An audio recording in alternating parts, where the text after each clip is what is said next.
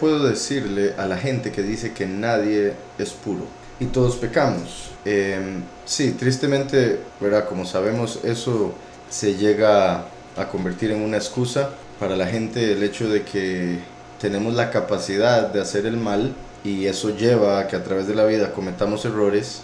Muchas personas se agarran de eso para decir que cometer errores es lo natural, cuando en realidad no es así. El punto de ser humano y tener intelecto, conciencia y demás es para que podamos crecer a través de la vida. El punto es aprender de los errores para no volverlos a cometer.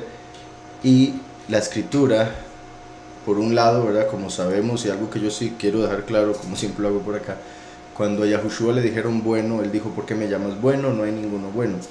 Igualmente, o sea, solo el Padre, ¿verdad?, que está en los cielos, que quede claro. Por otro lado, ¿verdad?, como sabemos, bueno, manteniéndome en este verso, Yahushua no cometió pecado alguno, y aún así no se otorgó, bueno, cuando se lo pusieron, el título de bueno, sino que solo lo mantuvo para el todopoderoso Yahweh. Por otro lado, el Mesías dijo a los hombres que lo escuchaban, entre sus discípulos y demás, les dijo acerca de las bendiciones del Padre.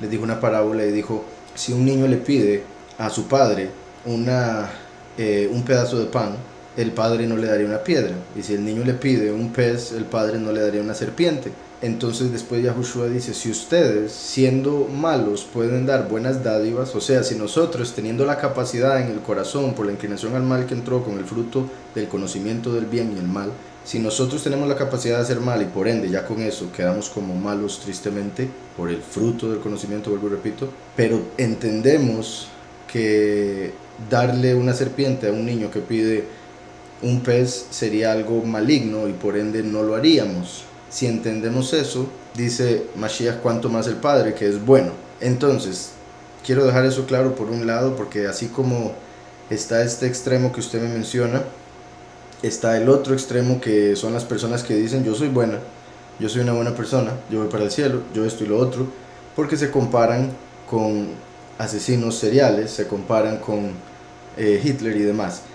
Pero debemos compararnos con el Mesías, y a través de eso nos vamos a dar cuenta de nuestras faltas, de nuestros errores, para poder transformar nuestro ser, nuestra alma, para que nos convirtamos en lo que Yahweh quiere que seamos.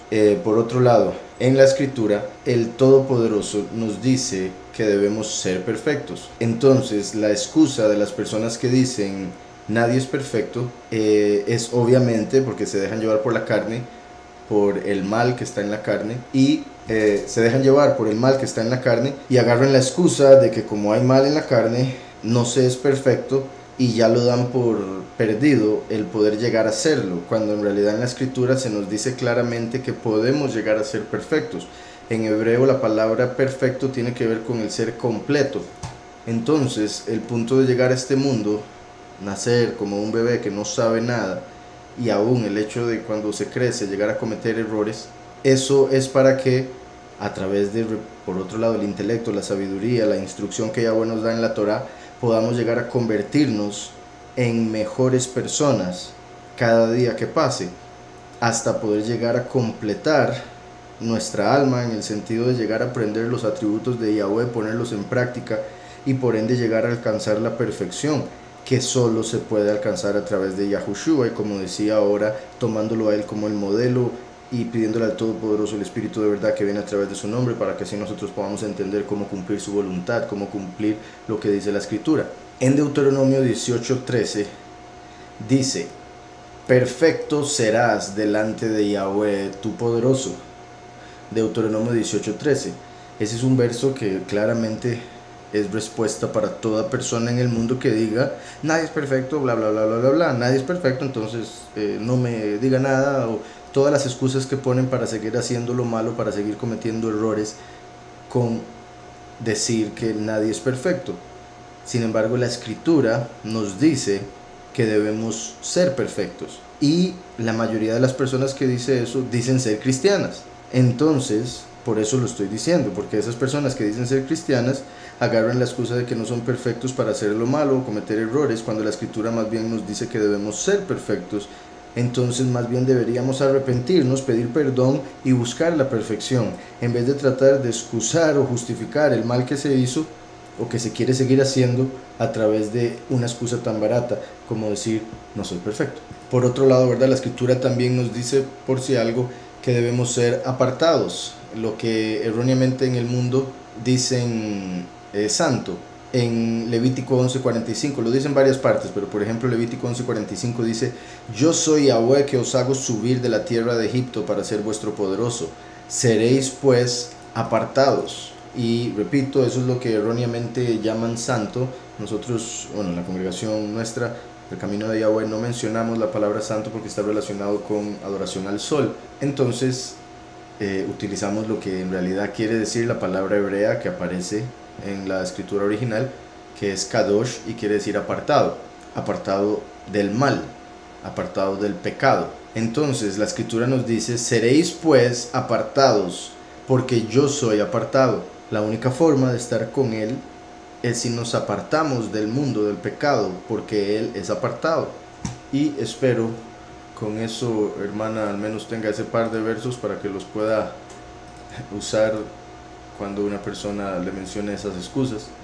Vuelvo a repetir, la pregunta decía: ¿qué puedo decirle a la gente que dice que nadie es puro?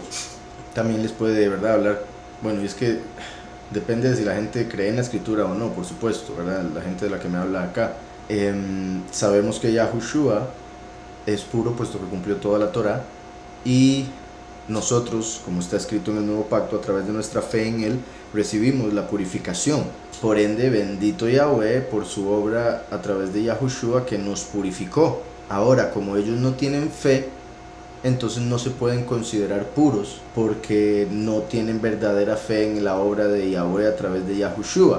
Entre otras cosas porque no leen la escritura. Perdón, la fe viene por el oír, y el oír la palabra de Yahweh. Entonces, si las personas no leen o escuchan la escritura, lo que dice la escritura, las instrucciones del Todopoderoso, entonces no van a tener en realidad, bueno, la capacidad para mejorar su vida, para perfeccionarse, para volverse apartado, para saber qué es lo que Yahushua hizo y así poder llegar a entender, puesto que bueno, la fe y el entendimiento están directamente relacionados. En sí, a través de nosotros tener fe, Yahweh nos da entendimiento, pero el hecho de nosotros querer entender nos lleva a leer la escritura, y como el leer la escritura nos da fe, la fe nos lleva al entendimiento. Pero vuelvo y repito, a esas personas que no leen la escritura, entonces no saben que deben ser apartados, no saben que deben ser perfectos. Yahweh no les está diciendo cuando resuciten serán perfectos. No, Yahweh está diciendo sean perfectos en esta vida. Ese es el punto de esta vida, buscar la perfección. Entonces no podemos comportarnos como niños inmaduros, como muchos otros también impíos o ateos y demás, que lo que dicen es que el Todopoderoso los hizo así. Y digo ateos en este caso en el sentido de que dicen que si existe un poderoso, como ellos dicen Dios, que entonces los hizo así. Entonces que tiene que entenderlos y que aceptarlos por lo que son o por lo que creen o por lo que piensan y demás. Y eso son simplemente actitudes de la carne, actitudes rebeldes como de un niño inmaduro que está enojado por alguna cuestión que no puede expresar por X razón.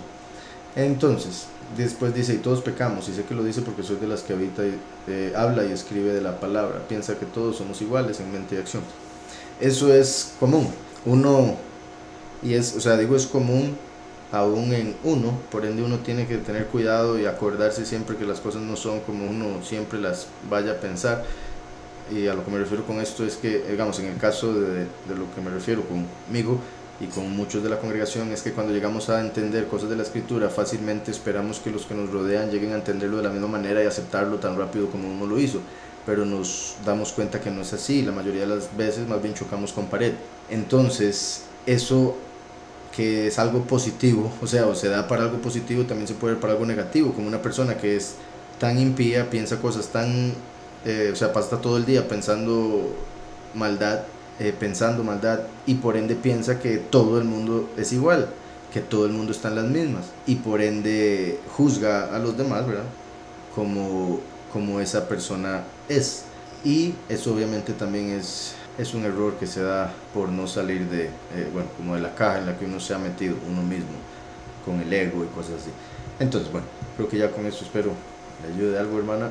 Bendiciones. ¿Podría explicar cuándo se da el mal de ojo? A los que hemos conocido invocado a Yahweh, ¿nos puede afectar en algún caso? Y si es así, ¿cómo evitar? Bueno, para los que tal vez escuchan esto por primera vez o lo escuchan por primera vez al menos en algo relacionado con la escritura, lo que se le llama mal de ojo es algo, por ejemplo, que se habla en el judaísmo y tiene que ver con, o sea, se explica como la influencia que puede tener la codicia de una persona, o la envidia más bien de una persona, trayendo un efecto negativo a la persona que envidia, lo cual mucha gente lo experimenta. Por ejemplo, yo creo que todos han pasado alguna vez por ejemplo, tener un plan, tener algo ya planeado, algo ya hecho, pero se lo cuentan a alguien y después de eso se viene todo abajo y siempre se viene el pensamiento: no hubiera dicho nada, me hubiera quedado callado, porque normalmente cuando no se dice nada las cosas salen mejor.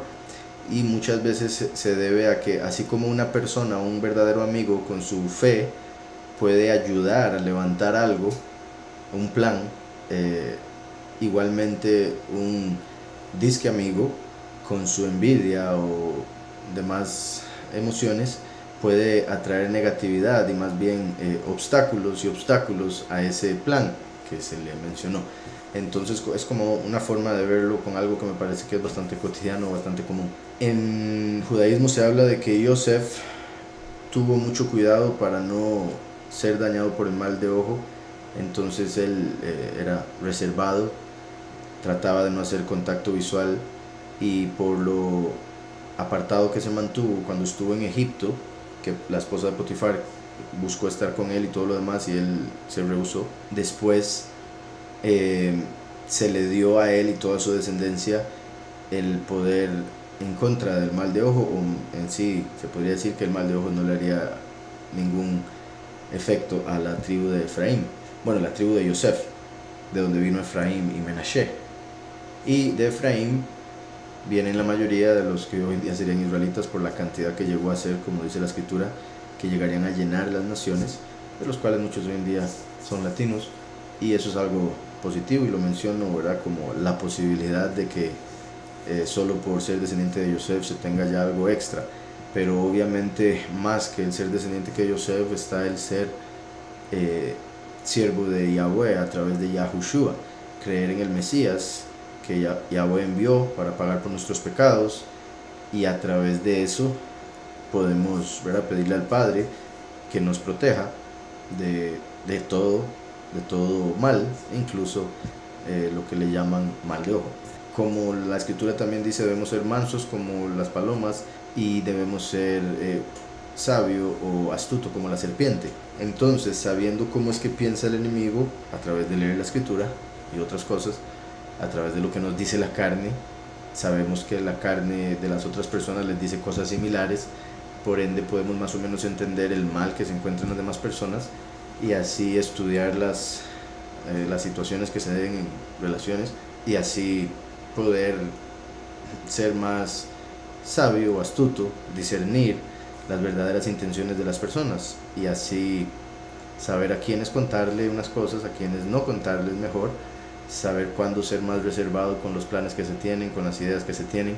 También otro punto muy importante con lo del mal de ojo es que si Yahweh le da a uno bendiciones y uno no las sabe manejar de tal manera que, por ejemplo, las quiere mostrar, y o sea, como esas personas que quieren llamar la atención con lo que tienen, con el éxito que Yahweh les ha dado, con la plata que tienen, cosas así, entonces pueden llegar a provocar a otras personas alrededor de ellos algún sentimiento malo, de tristeza, como de que les falta, o de que no tienen, o de que el Todopoderoso no los quiere, o esto y lo otro, y se hace un juicio automáticamente, porque las bendiciones que se le dan a una persona no deberían ser tristeza para otra, y por ende se hace un juicio, y eso puede traer que se le quiten las bendiciones que le han llegado, porque no las está manejando bien, y está, en vez de trayendo bendición a otros con lo que Yahweh les ha dado, está trayendo dolor, está trayendo tristeza, sufrimiento, envidia y otras cosas negativas, y por ende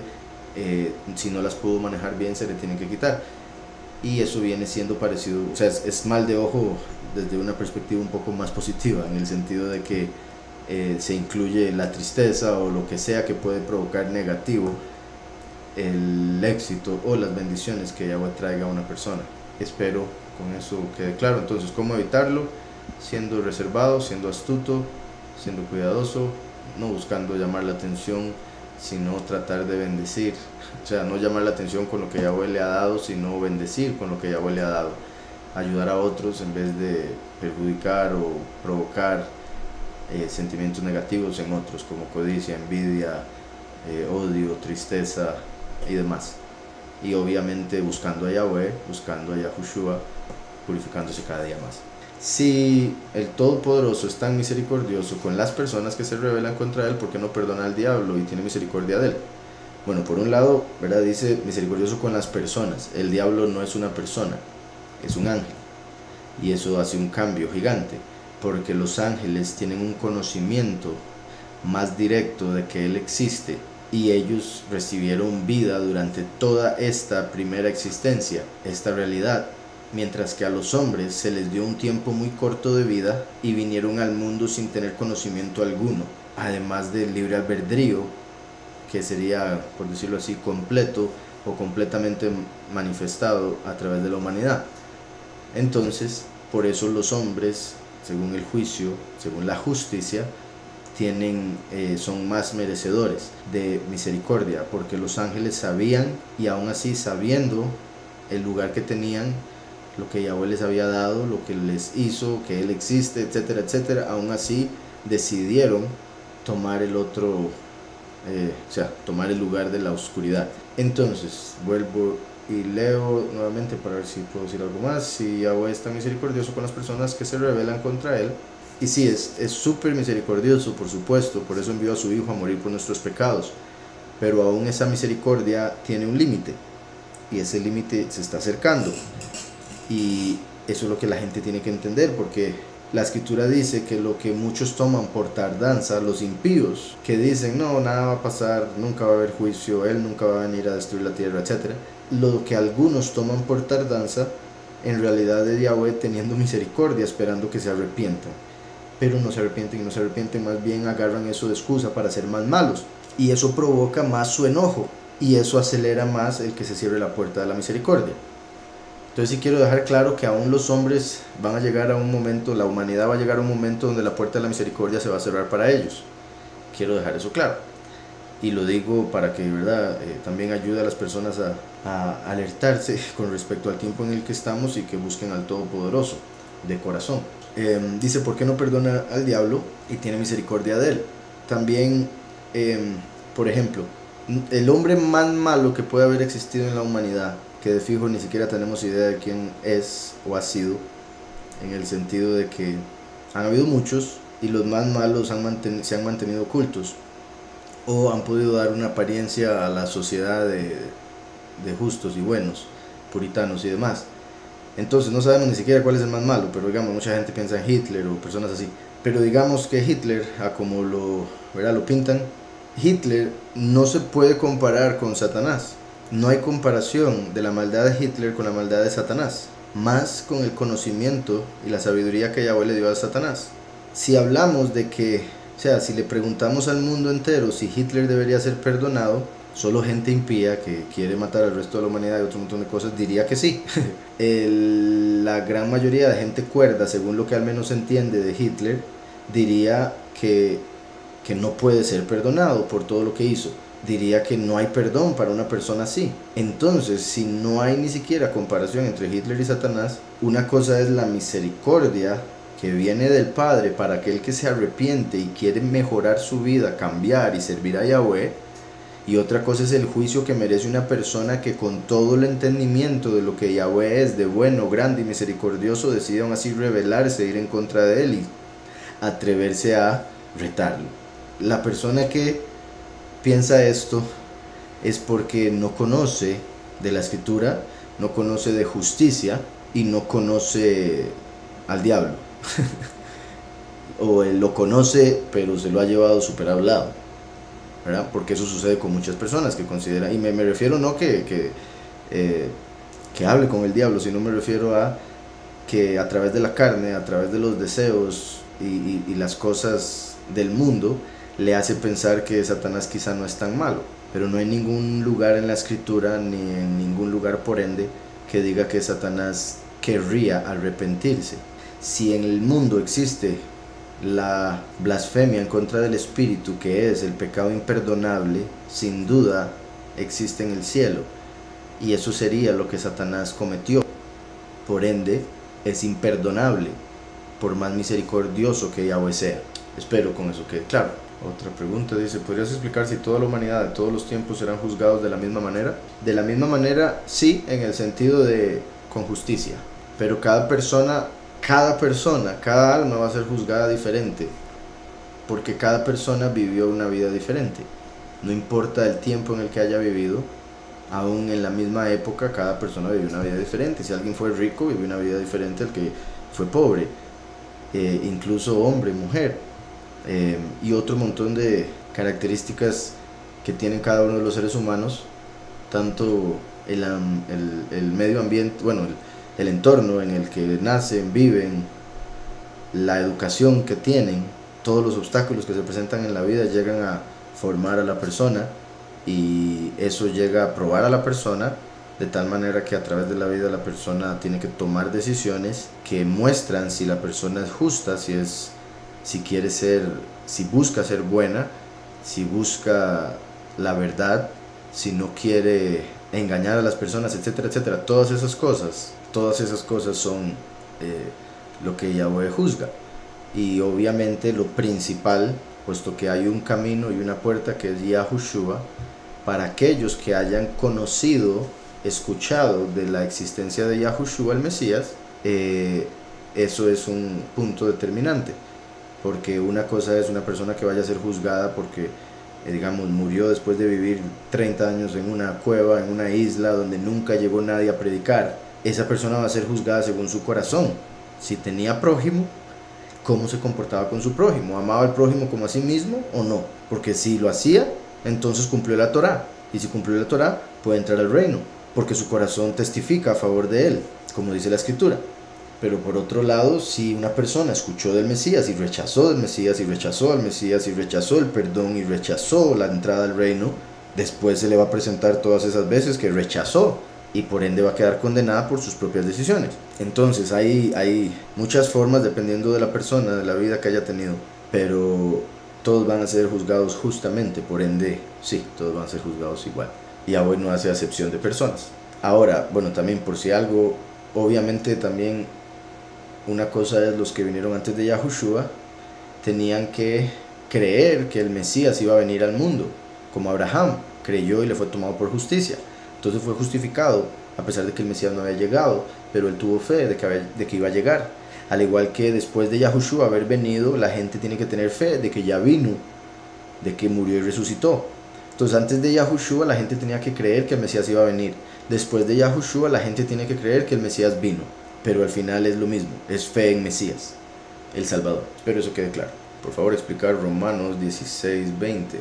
Dice: y el poderoso de paz aplastará muy pronto a Satanás bajo vuestros pies. Vean, este verso bendito Yahweh confirma lo que estaba diciendo ahora cuando me preguntaron lo del diablo. Y por ejemplo el hecho de que va a llegar un momento donde ya su misericordia se va a detener, la puerta se va a cerrar. De hecho se habla y se ve a través de la escritura, por supuesto, que Yahweh tiene dos tronos, uno de justicia y uno de misericordia. Ahora, lo de los dos tronos no aparece así literalmente en la escritura, mi punto es, así es como se explica para entenderlo mejor. Y esos dos tronos vendrían siendo sus dos manifestaciones, primero y último, la palabra y la voz, el brazo y la mano, la puerta y el buen pastor. Yahweh a través de Yahushua estaba sentado en el trono de la misericordia para traer el perdón, pero en el fin de los tiempos se va a sentar en el trono de la justicia para traer la recompensa y la venganza, el castigo, el juicio. Entonces dice, y el poderoso de paz, y esto también es interesante, porque utiliza ese término, pudo haber utilizado el Gibor, el poderoso valiente o guerrero, pero utiliza el Hashalom, el poderoso de la paz, porque el punto de Yahweh, lo que él quiere es paz, pero mientras exista Satanás, nunca va a poder haber paz en el mundo. Por ende, Yahweh tiene que destruir a Satanás para que la paz verdadera se pueda manifestar. Recordemos que Yahushua vino y dijo: yo no vine a traer paz al mundo, yo vine a traer división, espada y un fuego. Vino a encender un fuego. El último es ese fuego que vino a encender el primero, porque Yahushua el primero vino como el agua de vida, el último viene como el fuego consumidor. Entonces Yahushua, a través de su manifestación, vino a encender un fuego, porque si la verdad no se hubiese manifestado, entonces la gente no podría ser juzgada, porque alguien no puede ser juzgado si no sabe la verdad de lo que está haciendo, si no sabe hacer lo correcto, si no sabe lo que es derecha e izquierda. No se le puede regañar si uno le dice vaya a la derecha y agarra para la izquierda. Pero una vez que Yahweh vino y dijo esto es lo que es derecho y aquello es lo izquierdo, cuando vio a los fariseos, a partir de ese momento se puede determinar qué es lo correcto, cuál es la voluntad de Yahweh a través del ejemplo que nos da Yahushua. El poderoso de paz, Yahweh, quien envió a Yahushua y que dijo no vengo a traer paz. Eso es particular porque Yahweh habla en la escritura de que es el último, el profeta como Moshe, el que va a dar la paz. A través de los profetas Yahweh dijo: el profeta que diga que va a haber paz y la paz se manifieste es el profeta que Yahweh envió. Yahushua vino como el Mesías. El profeta se refiere al profeta como Moshe. Entonces es el profeta el que trae paz. Cuando Yahushua dijo yo no vine a traer paz, es porque estaba diciendo yo no soy el profeta como Moshe, yo soy el Mesías. Porque a través de él venir al mundo y mostrar la misericordia, y esa misericordia ser rechazada por la humanidad, entonces ahora puede manifestarse el juicio, el fuego. Y por eso a través de ese fuego, a través de ese juicio que se va a manifestar en este tiempo final, en los últimos 7 años que dice el libro de Daniel y Apocalipsis, en esos 7 años se va a destruir esta tierra para que finalmente pueda haber paz verdadera, mundial, verdadera, no la que va a inventar, que va a promover o ofrecer el sistema, el nuevo orden mundial. Entonces, dice el verso 20: y el poderoso de paz aplastará muy pronto a Satanás bajo vuestros pies. Curiosamente, la congregación es el cuerpo de Mashiach, y en lo que respecta el tiempo, la cabeza es el principio y los pies son el final, como la estatua que vio Nabucodonosor en Daniel 2. Entonces, también los 2 pies, por el fin de los tiempos, y ser 2, se conecta con los 2 testigos que van a ir por el mundo entero a llevar la doctrina verdadera, no necesariamente literalmente, pero su doctrina, su enseñanza sí va a llegar al mundo entero, según lo que dice la escritura. Entonces, la escritura también dice que hermosos son los pies del que lleva las buenas nuevas. Los pies están conectados con aquellos que predican las buenas nuevas. Y Yahushua mandó a los discípulos de 2 en 2. Entonces, y el poderoso de paz aplastará muy pronto a Satanás bajo vuestros pies, a través de los 2 testigos, como los 2 pies, va a aplastar a Satanás para que se pueda dar la paz en el mundo. Curiosamente también esto se conecta con lo que vemos en Apocalipsis 2.9 y 3.9. Voy a leer solo uno de los 2 que mencioné. Apocalipsis 3.9, cuando le habla a la congregación de Filadelfia, que son los escogidos, dice: de la sinagoga de Satanás, de los que dicen ser Yahudim, o de los que dicen ser judíos y no lo son, sino que mienten, te daré algunos. Yo haré que vengan y se postren a tus pies. Se postren a tus pies. Acabamos de ver aquí donde dice: el poderoso de paz aplastará muy pronto a Satanás bajo vuestros pies. Yo haré que vengan los de la sinagoga de Satanás y se postren a vuestros pies, reconociendo que yo te he amado. Reconociendo que yo te he amado. Por cuanto has guardado la palabra de mi paciencia, que es el nombre del Mesías, Yahushua. Palabra de Yahweh y palabra de su paciencia, porque Él está siendo paciente para que la gente se arrepienta y acepte a Yahushua. Entonces, el poderoso de paz aplastará muy pronto a Satanás bajo vuestros pies. Después dice: el favor de nuestro soberano Yahushua HaMashiach sea con vosotros. Espero con eso quede claro, hermano. Bendiciones. Saludos. Dicen Jueces 14, 6 al 9.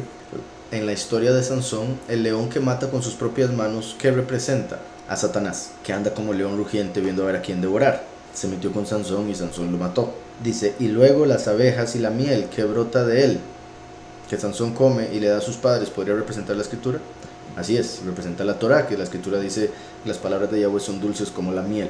Entonces, Satanás, que es el acusador, ha utilizado la Torá para acusar. Lo que hizo Sansón con ese león fue similar a lo que hizo David con Goliat. Lo venció y después con la espada de Goliat le cortó la cabeza. En el caso de Sansón, venció al león y después de él sacó comida, miel, como la palabra de Yahweh. Y la palabra de Yahweh también es representado por una espada. Entonces, la espada de Goliat y la miel que sacó del león son la Torá en la mano del último, en la mano de la manifestación de Yahweh para vencer al enemigo. Entonces, dice, ¿y qué representa la adivinanza que le dice a los filisteos en Jueces 14? Vamos a ver, Jueces 14, 14. Imagino que con lo que expliqué anteriormente no es necesario que lea del 6 al 9. Él les dijo, del devorador salió comida y del fuerte salió dulzura. Es lo que acabo de explicar. El devorador es Satanás, porque anda como león rugiente viendo a ver a quién devorar. El devorador, el león, Satán. Del devorador salió comida.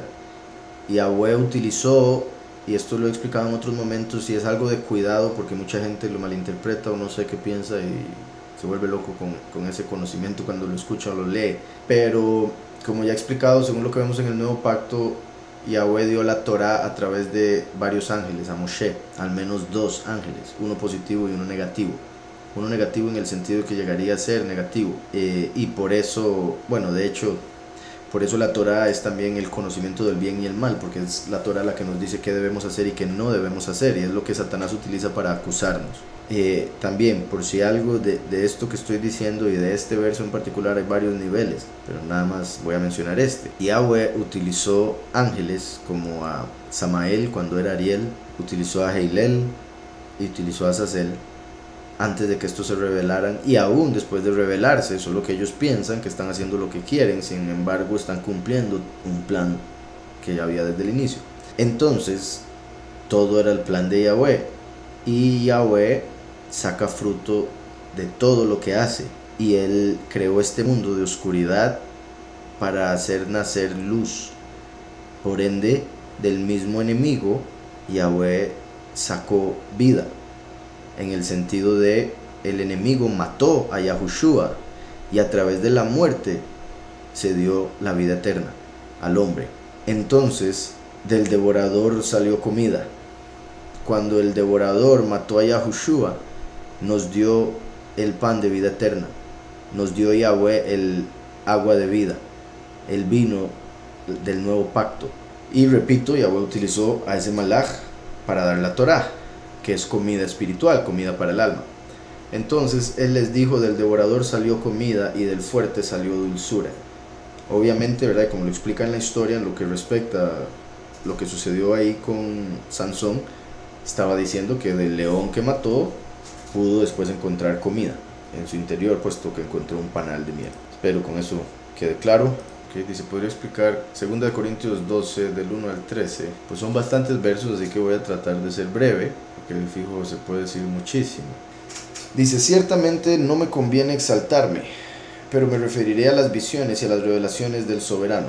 Entonces, Pablo está por hablar algo que Yahweh hizo con él.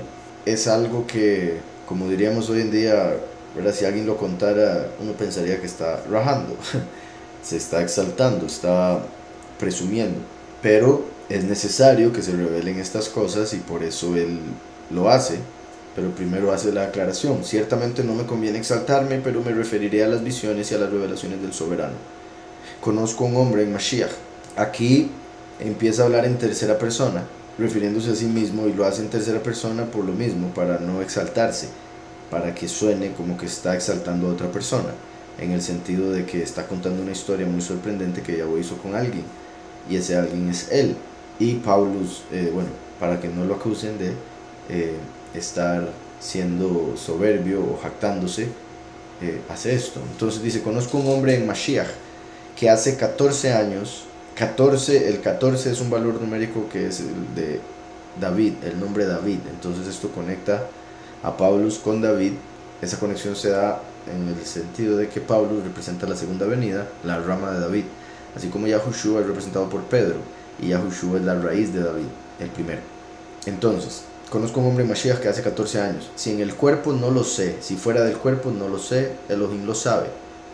Entonces, él, cuando tuvo esta experiencia que va a contar, no sabe si él viajó con el cuerpo o si estaba solo el alma. Dice, hace 14 años fue arrebatado hasta el tercer cielo. Hasta el tercer cielo. Entonces Yahweh lo habría llevado, y yo diría lo más seguro en alma, pero es algo que él no supo al experimentarlo, y diría eso por el hecho que está haciendo el tercer cielo, que es el más elevado, que sería lo que todos... Aquí Pablo básicamente estaría diciendo que él fue llevado más alto que Eliyahu, y más alto que Moshe, y más alto que Enoch, y por eso está diciendo no me conviene exaltarme. Fue arrebatado hasta el tercer cielo, y conozco al tal hombre, si en el cuerpo o fuera del cuerpo no lo sé, Elohim lo sabe, que fue arrebatado al paraíso, así como fue llevado al tercer cielo, fue llevado al paraíso. Aquí deja claro, como en otras partes de la escritura, que el tercer cielo y el paraíso son dos lugares diferentes. El paraíso es donde están las almas de los que van a entrar al reino de Yahweh. El paraíso está a la par del infierno, en el Seol. Pero el tercer cielo es el cielo del Padre. El segundo cielo es el cielo de los ángeles. Y el primer cielo es el cielo de los hombres, donde están las estrellas. El cielo de los ángeles está dividido en 7 dimensiones o 7 pisos, 7 cielos en sí. Dice, fue arrebatado hasta el tercer cielo, y conozco a tal hombre, si en el cuerpo fuera del cuerpo no lo sé, Elohim lo sabe, que fue arrebatado al paraíso, donde oyó palabras inefables que no le es dado al hombre expresar. Similar a cuando a Juan se le dio una revelación y se le dijo que no la revelara, que no la escribiera. Entonces Pablo fue al paraíso, escuchó algo demasiado elevado que no se le permitió escribir. Dice, de tal hombre me exaltaré, de tal hombre me exaltaré. Entonces dice, no me voy a exaltar a mí mismo, porque en sí mismo todavía está el mal, todavía hay error, pero el hombre que Yahweh se llevó a ese lugar, se lo llevó sin error alguno, como para que pudiera entrar al tercer cielo, y así él se separa para que su carne no se exalte, sino que exalta aquello que Yahweh exalta en él. Entonces dice, fue arrebatado al paraíso, donde oyó palabras inefables que no les he dado al hombre expresar. De tal hombre me exaltaré, pero de mí mismo en nada me exaltaré, sino en mis debilidades. Sin embargo, si quisiera exaltarme, no sería insensato, porque diría la verdad. Pero lo dejo, para que nadie piense de mí más de lo que en mí ve u oye de mí. Y para que la grandeza de las revelaciones no me exaltara, me fue dado un aguijón en mi carne. Me fue dado un aguijón en mi carne, un mensajero de Satán, que me abofetee para que no me enaltezca. Entonces, por eso está teniendo cuidado de no exaltarse a sí mismo, porque como Yahweh lo llevaría tan alto, Yahweh permitió que un mensajero de Satanás estuviese al lado, atacándolo, acusándolo, abofeteándolo, para que no cayera en exaltarse y en desobedecer o rebelarse. Porque Pablo viene entre otras cosas, a rectificar lo que hizo el rey Saúl, por ejemplo, como lo he explicado en otros momentos en la congregación. Y él había sido fariseo, por ende era algo que tenía que cuidarse de la levadura de los fariseos. Con respecto a esto se dicen varias cosas de este aguijón. Repito el verso, y para que la grandeza de las revelaciones no me exaltara, me fue dado un aguijón en mi carne, un mensajero de Satán que me abofetee para que no me enaltezca. Estas bofetadas no necesariamente son físicas o literales. Lo más posible, como decía, son espirituales, a través de las acusaciones, a través de recordarle lo que había hecho, como por ejemplo haber estado de acuerdo con matar creyentes de Mashiach. Imagínense lo que es estar tratando de predicar de un Mesías sabiendo que uno tuvo complicidad en la muerte de muchos de los hombres que creyeron en el Mesías. Solo eso era un aguijón que lo mantenía a él, por decirlo así, con un espíritu de arrepentimiento. Por otro lado, cuando Yahweh lo dejó ciego por unos días, se deduce a través de lo que vemos, que Pablo, por ejemplo, le dictaba a sus discípulos, a Timoteo, por ejemplo, él escribía y después en algunas ocasiones Pablo firmaba él mismo y decía con letra grande. Hoy en día lo traducen, ¿verdad? Entonces la letra es del mismo tamaño, pero originalmente se vería como que Timoteo ponía la letra normal y Pablo llegaba y escribía grande, porque le costaba ver, ¿verdad? Y es normal que cuando a alguien le falla el oído tenga que gritársele, que alguien cuando le falla, en este caso, los ojos, necesite las letras más grandes para poder leer. Entonces, el hecho de que firmaba con letra grande y abuelo dejó ciego para mostrar que él había estado ciego espiritualmente como fariseo, después le quedó parte de esa ceguera y de fijo un hombre que amaba y, bueno, estando en este mundo, la Torá, y por ende buscaba leer continuamente de ella, el no poder leer o el tener problemas de la vista venía siendo también algo que le recordaba su ceguera espiritual. Entonces se habla de, en lo que respecta a lo físico, ceguera, bueno, no completa, pero problemas de vista que le recordaba su ceguera espiritual. Y en lo que respecta a la conciencia y el enemigo atacándolo, acusándolo de asesino, acusándolo de fariseo y otro montón de cosas. Entonces dice, me fue dado un aguijón en mi carne, un mensajero de Satanás que me abofetee para que no me enaltezca. También, ¿verdad?, cabe la posibilidad de que sea que así como no reveló lo que escuchó en el paraíso, tampoco reveló algo que estaba, o sea, este aguijón en el sentido de, y lo digo como un quizá, además de las dos opciones que acabo de dar, que son las más, por decirlo así, posibles o válidas. La otra opción es que no lo haya revelado y tenga algo que ver con, vuelvo y repito, la inclinación al mal que está en nosotros, los pensamientos, la guerra que él tenía constante en su carne. Además de lo que mencioné, podía haber algo más, puesto que, ¿verdad?, menciona, me fue dado un aguijón en mi carne, un mensajero de Satán que me abofetee para que no me enaltezca. Respecto a lo cual 3 veces he rogado a Yahweh que lo quite de mí, y me ha dicho, bástate mi favor. Aquí vemos 3 veces he rogado, que eso muestra que si queremos algo, sí podemos volverlo a pedir al Padre. Si vemos que no ha sucedido y sabemos que hemos tenido fe, podemos volver a decirlo al Padre. Eso no es considerado una repetición vana como la que Yahushua dice que no hagamos. Eso es algo que es como un recordatorio, una confirmación, etcétera. O sea, como confirmándole que de verdad lo estamos esperando. Entonces Pablo dice que oró 3 veces, respecto a lo cual 3 veces he rogado a Yahweh que lo quite de mí, y me ha dicho, bástate mi favor, porque mi poder se perfecciona en la debilidad. Entonces eso muestra, además de lo que dijo anteriormente, de que se exaltarían sus debilidades, aquí dice, porque mi poder se perfecciona en la debilidad. Estaba hablando de una debilidad que tenía en la carne, y esa debilidad es como, por ejemplo, cuando todo ser humano se compara con Yahushua, va a encontrar que tiene debilidades, en algunos casos muchas, en algunos casos puede ser pocas, pero fuertes, que tengan mucho control de la persona.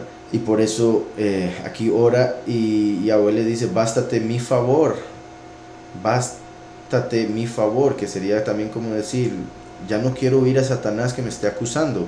Y Yahweh le dice, que le baste a usted el que ya lo perdoné.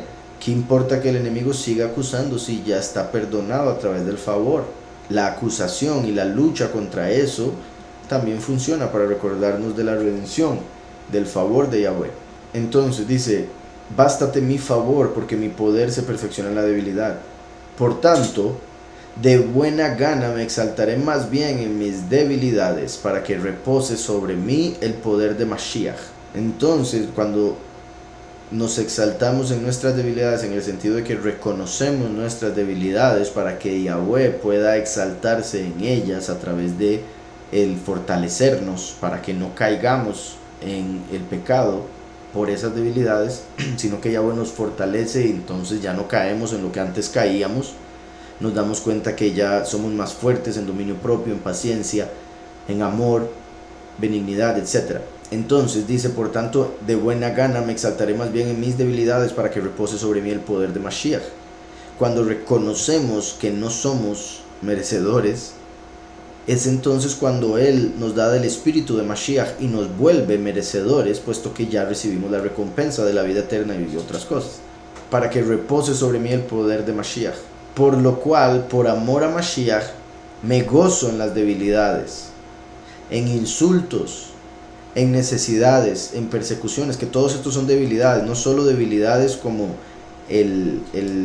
las personas que tienen debilidad con el alcohol, con la lujuria, con X pecados, sino todo lo que se pueda considerar debilidad en este mundo. El no tener dinero es una debilidad, porque en este mundo el dinero, ¿verdad?, es como poder, puesto que responde por todo, como dice la escritura. Entonces dice en necesidades, en insultos, ¿verdad? Debilidad, como que no lo exalte la gente y diga, uy, qué buena persona, qué bueno lo que nos viene a hablar, sino que más bien diga, ya cállate, no lo queremos escuchar, ¿para qué habla tanta basura?, etcétera. En insultos, en necesidades, en persecuciones. La gente esperaría hablar del Todopoderoso y de su Hijo el Mesías, el que nos salvó, y recibir aplausos, recibir apoyo, amor, pero más bien se reciben insultos, persecuciones. Y eso mucha gente hace que se detenga, dice, no, porque yo voy a estar en esto, más bien debería estar saliéndome todo bien, y vea todo lo que está saliendo, todo lo que está pasando, la gente ya no me quiere, ya no tengo amigos, mis familiares me reclaman, etc. Pero en esas debilidades deberíamos más bien exaltarnos, alegrarnos, porque eso es parte de lo que tiene que suceder en este mundo. Si lo rechazaron a él, nos van a rechazar a nosotros. Debilidades, en insultos, en necesidades, en persecuciones, en angustias. Y Yahweh nos dice que nos gocemos, pero hay ocasiones, por supuesto, porque estamos en esta carne, porque no todos los días son iguales, que va a haber angustia. Pero debemos aún exaltarnos o alegrarnos en el sentido de que la angustia va a ser recompensada. Cada lágrima que derramemos, Yahweh va a limpiarla y recompensar por ese dolor. Y por ende debemos alegrarnos. Dice, porque cuando soy débil, entonces soy fuerte. Cuando soy débil, entonces soy fuerte. Cuando mostramos, aceptamos la debilidad, Yahweh nos fortalece. Cuando somos débiles, entonces somos fuertes. Cuando aceptamos que somos débiles, Él nos va a hacer fuertes. Pero cuando decimos que somos fuertes, la vida nos va a mostrar lo débiles que somos. Las otras personas, la experiencia, etc. Porque el que busque ser exaltado será humillado, y el que se humilla ante el Padre, Yahweh lo va a exaltar en público.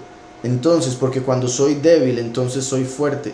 Por la debilidad que pasemos, experimentemos en este mundo, Yahweh nos va a dar fortaleza, no solo en este mundo, pero más en el otro. Verso 11. He sido un necio al exaltarme, pero vosotros me obligasteis a ello. Yo debía ser alabado por vosotros, porque en nada he sido menos que aquellos grandes apóstoles. Ahí Pablo está en un dilema, porque tiene que hablar claro, pero al hablar claro está diciendo cosas que deberían decirlas ellos, los que lo escuchaban, pero ellos no las decían, no las entendían, no las aceptaban, no las reconocían. Entonces Pablo se siente forzado a decir esto. He sido un necio en exaltarme, pero vosotros me obligasteis a ello. Yo debía ser alabado por vosotros, porque en nada he sido menos que aquellos grandes apóstoles, aunque nada soy. Entonces está diciendo, Yahweh me ha utilizado al nivel de los demás apóstoles. Y podemos decir, por todo lo que escribió, entendió y enseñó, que se podría decir que aún más, como con la doble porción, porque representa el último que con los 144,000 recibe la doble porción. Entonces por eso se siente forzado a decir esto, porque a pesar de que había sido más elevado, humildemente se pone al mismo nivel, continúa diciendo, aunque nada soy, porque reconoce que todo es Yahushua en él, pero ellos más bien lo veían a él como alguien de afuera, como un metiche entre ellos. Entonces, y curiosamente hoy en día igualmente mucha gente se está volviendo en contra de los escritos de Pablo, lo cual es ilógico. Entonces, dice, con todo, verso 12, las señales de apóstol han sido hechas entre vosotros en toda paciencia, señales, prodigios y milagros. Porque ¿en qué habéis sido menos que las otras iglesias? Sino en que yo mismo no os he sido carga. Perdóname este agravio. Entonces él le habla a esta congregación de Corintios y les habla hasta con un poco de sarcasmo y les dicen, perdónenme por no haber sido una carga para ustedes, porque eso es lo único diferente que ha sido Paulus para esa congregación en comparación con las congregaciones de los otros apóstoles. Los otros apóstoles eran provistos por sus congregaciones y por ende Paulus consideraba eso una carga para las congregaciones, mientras que en este caso Paulus no hacía eso con esta congregación, no pedía nada de la congregación, y ellos no veían eso como algo positivo, sino que seguían comparándolo negativamente en contraste con los demás apóstoles. Entonces les tiene que decir eso, y en forma sarcástica, perdónenme, y digo, ¿verdad?, sarcástica porque parece a mí ser obvio, perdónenme por haberles causado ese agravio de no ser una carga para ustedes. Debía haber sido una carga, quizá me hubiesen valorado, por decirlo de alguna manera, por lo que viene diciendo anteriormente, ¿verdad? Espero con eso le quede claro, hermana. Dice, cuando hablamos del sello de los 144,000, podríamos decir que Yahweh nos selló desde el vientre de nuestras madres. Pues sí y no. Sí, en el sentido de que desde antes de la fundación del mundo ya Yahweh había determinado todo, ya sabía qué era lo que iba a pasar al final. Pero es hasta el final que somos sellados. Pero ya sabía quiénes iban a ser sellados desde que estábamos en el vientre de nuestra madre, porque está escrito que Él nos conoció desde que estábamos ahí. Él ya sabía que íbamos a ser sellados, pero el sello se da cuando se muestran los nombres de los que están en el libro de la vida, que sucede en el séptimo sello, durante los primeros 3 años y medio. Los sellos y las trompetas van a ser sellados los 144,000, pero por el hecho de que sus nombres están en el libro de la vida y el libro de la vida se abre hasta el séptimo sello, entonces sería como que los primeros 2 años es la prédica para que la gente escuche el llamado. Muchos son llamados y pocos los elegidos para ser sellados en ese momento que los nombres son revelados. Explicar Hebreos 9:23. Fue pues necesario que las figuras de las cosas celestiales fueran purificadas así, pero las cosas celestiales mismas son con mejores sacrificios que estos. Este verso es algo que hemos hablado aquí muchas veces y que, digamos, este verso de hecho lo explica muy bien en sí, más el contexto, pero con este verso se resume. Es algo que explico muchas veces y que de verdad me sorprende que haya tan poco entendimiento de este punto, que la verdad la escritura lo revela muchas veces. Pablo principalmente lo habla cada rato, y se refiere a que todo lo que sucedió históricamente y todo lo que se hacía en el templo, todo lo que era de la carne, como la circuncisión de la carne, todo lo que era de las dietas, como no comer esto, no comer lo otro, lo que era de moda, de no vestir esto, no vestir lo otro, todas esas cosas eran figuras, eran representaciones, eran sombras de algo celestial, apartado, elevado, que era lo que Yahweh verdaderamente nos estaba diciendo, como cuando Yahushua hablaba en parábolas. Así fue la Torá, como una gran parábola que nadie entendió, así como no entendieron a Yahushua. Yahushua después en privado les explicaba a los discípulos, así como Yahushua en privado nos explica a nosotros cuando buscamos de Él a través de su nombre y nos da su espíritu, y podemos entonces entender la escritura cuando la leemos en su presencia, y más en congregación, porque como dice Yahweh, Yahushua, donde hay 2 o 3 reunidos en su nombre, ahí estará Él en medio de ellos. Dice el verso, fue pues necesario que las figuras de las cosas celestiales, lo que Yahweh verdaderamente quería, se dio como una figura, como una representación, fueran purificadas así como los sacrificios de animales. Se estaba purificando algo terrenal, algo bajo, algo carnal, pero ahora Yahushua venía a purificar el alma. Por eso lo hizo con su sangre, un sacrificio más elevado, el de un hombre, que el de un animal, por supuesto. Más si estamos hablando de pagar por los hombres. Cuando se sacrificaban animales, los animales podían pagar por los ángeles, pero no por los hombres. Y digo eso en el sentido de que nosotros fuimos hechos de imagen y semejanza del Todopoderoso, pero los ángeles fueron los que pusieron la semilla, o Yahweh tomó de ellos imagen para hacer a los... Entonces, fue pues necesario que las figuras de las cosas celestiales fueran purificadas así, pero las cosas celestiales mismas con mejores sacrificios que estos, a través del sacrificio de Mashiach y el sacrificio de los 2 testigos. Además de obviamente todo mártir que haya tenido que morir por las buenas nuevas, por la verdad, por la palabra y por el testimonio. Vamos a ver, dice, ¿podría explicar Lucas 10, 18 al 20? 18 al 20 dice, les dijo, yo veía a Satanás caer del cielo como un rayo. Os doy potestad de pisotear serpientes y escorpiones y sobre toda fuerza del enemigo, y nada os dañará, pero no os regocijéis de que los espíritus se os sujetan, sino regocijaos de que vuestros nombres están escritos en los cielos. Con respecto al primer verso, les dijo, yo veía a Satanás caer del cielo como un rayo. Lo anterior, los discípulos le habían dicho, dice aquí, regresaron los 70 con gozo, diciendo, soberano, hasta los demonios se nos sujetan en tu nombre. En el nombre de Yahushua, en el nombre verdadero, por supuesto, Dice, hasta los demonios se nos sujetan. Les dijo, yo veía a Satanás caer del cielo como un rayo. Entonces, esto se puede ver de varias maneras. Una, como Yahushua diciendo que él proféticamente vio a Satanás cayendo, por lo que los discípulos iniciaron en ese momento. Y de otra forma también, el hecho de que cada demonio que sacaban era una caída para el enemigo. Curiosamente, en hebreo, de este verso se ha sacado ahí una interpretación por el hecho de que Barak en hebreo quiere decir rayo, Bama quiere decir altura, o ¿verdad? Como los cielos. Y bueno, el nombre Barack Obama, entonces algunos lo interpretan como que quiere decir rayo de las alturas. Y aquí vemos que dice, yo veía a Satanás caer del cielo como un rayo, o Satanás caer de las alturas como un rayo. Y por ende, ¿verdad? Muchos han interpretado como Barack Obama cumple muchos de las cualidades de la bestia, y es particular que ahorita es el que en realidad está manejando a Biden ahí en los Estados Unidos. Entonces continúa, el verso 19 dice, os doy potestad de pisotear serpientes y escorpiones, ¿verdad? Como refiriéndose a ángeles caídos y demonios, y sobre toda fuerza del enemigo, y nada os dañará.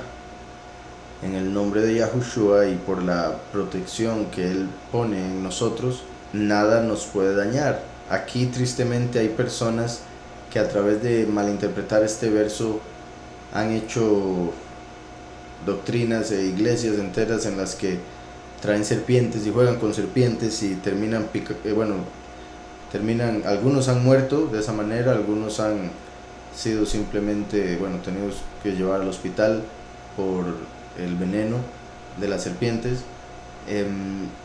porque toman esto de una manera errada, lo sacan de contexto y terminan haciendo algo que la escritura prohíbe, que es tentar a Yahweh. Tentar a Yahweh es prohibido, como cuando Satanás le dijo a Yahushua que saltara de la altura a la cual lo llevó, y Yahushua dijo que no tentarás a Yahweh, porque por más que él nos proteja, nos guarde, nosotros no deberíamos obligarlo a guardarnos o probarlo en el sentido de tirarnos de un edificio para ver si nos va a proteger, porque por nuestro propio libre albedrío decidimos tirarnos, y por ende tendríamos la consecuencia de eso, que sería un buen golpe o la muerte, dependiendo de la altura.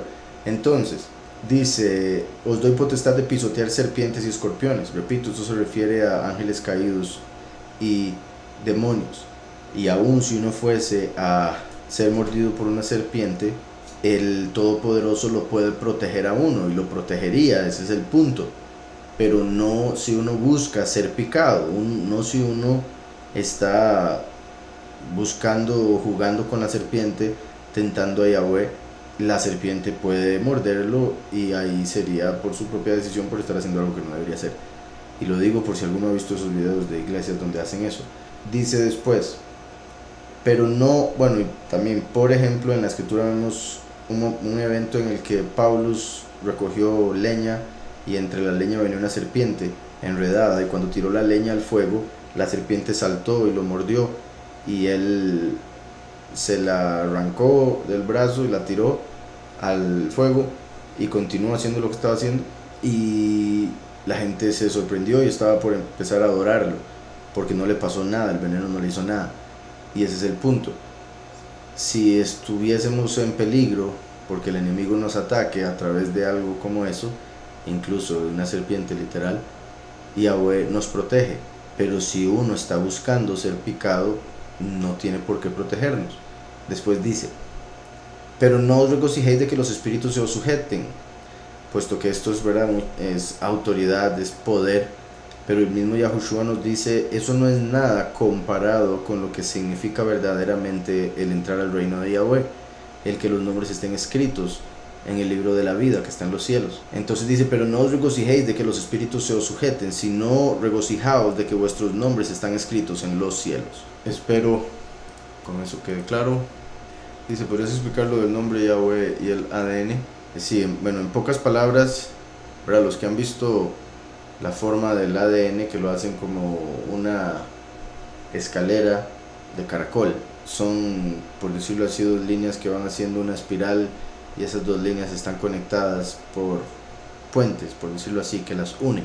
En el ADN, esas conexiones que hay, o esos puentes, que bueno, obviamente traen información y otro montón de cosas que están ahí, bueno, codificadas, puesto que de hecho el ADN es un código, es un idioma, por decirlo así, de 4 letras, así como por ejemplo el idioma binario de las computadoras, de ceros y unos, y los diferentes idiomas, español e inglés, que tienen el alfabeto.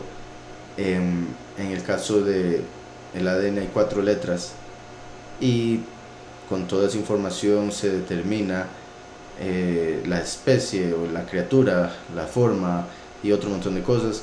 Entonces, en el caso del ser humano, el ADN del hombre tiene algo muy particular, que hay uno de esos puentes, por ponerlo así, que une las dos líneas que van en espiral, que son diferentes al resto de los que estoy llamando puentes. Y es que tengo que decirlo así por el hecho de que tengo que poner la imagen en sus cabezas, ya que no puedo poner nada en la pantalla para los que lo están viendo por internet y demás.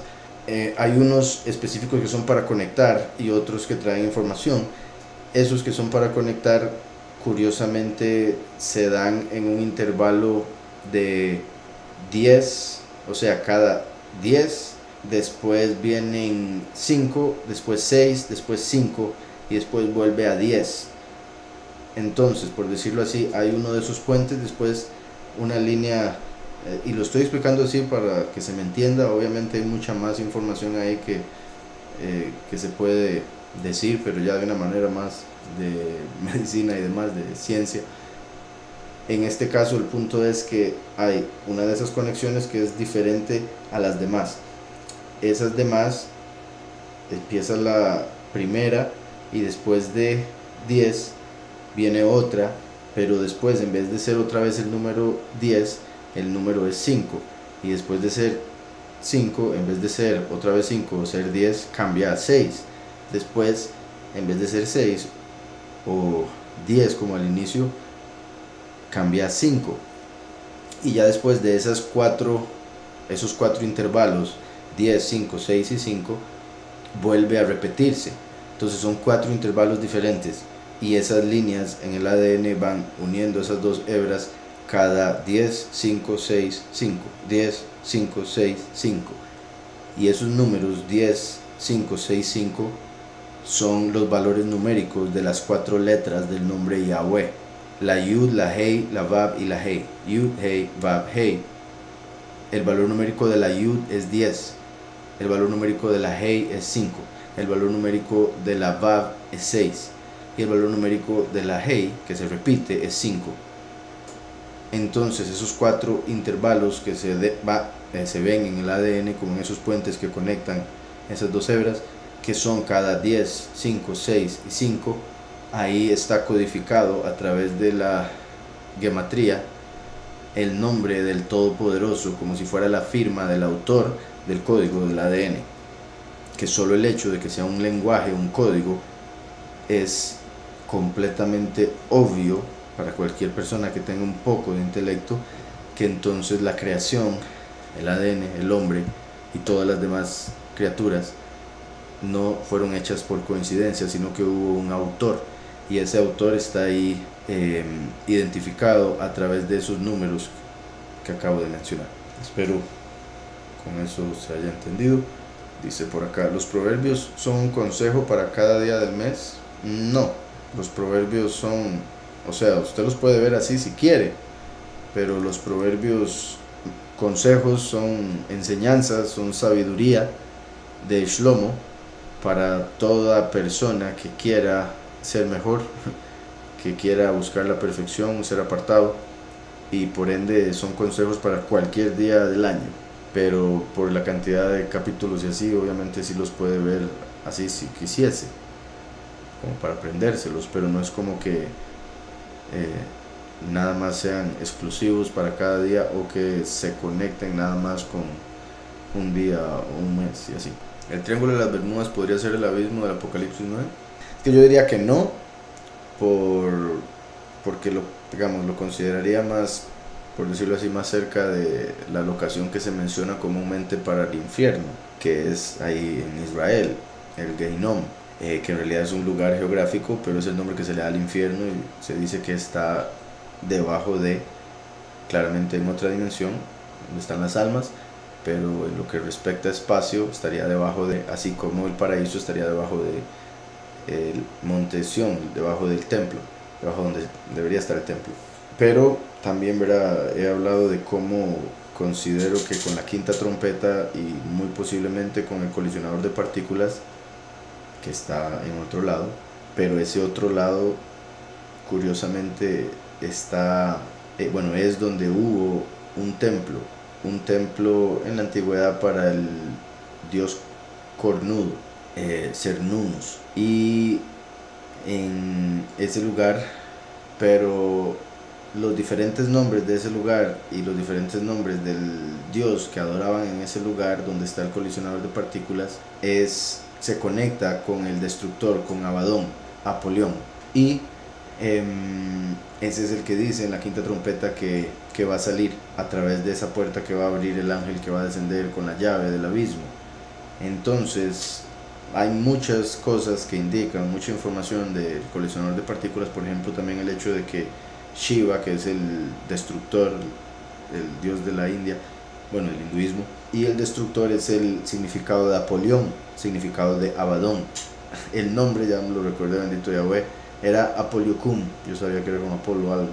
Apoliocum era el nombre de ese lugar originalmente donde estaba ese templo, donde está ahorita el colisionador de partículas. Entonces es muy posible que ahí esté una puerta o la puerta para llegar al abismo, o que el infierno sea bastante extenso y llegue hasta ahí y ahí esté la peor parte, que sería donde está metido Abadón, Azazel. Pero también hay que entender, ¿verdad?, que en lo que respecta a puertas dimensionales o portales, el espacio funciona muy diferente, por ende el punto sería que a través de todos los sacrificios, toda la energía de adoración a ese espíritu maligno que se dio ahí, el lugar terminó siendo muy propicio para atraer a esa entidad y hacerla entrar a esta realidad. Entonces por eso estarían ahí ahorita en ese mismo lugar donde adoraron a Apolión, el destructor. Tienen una imagen de Shiva,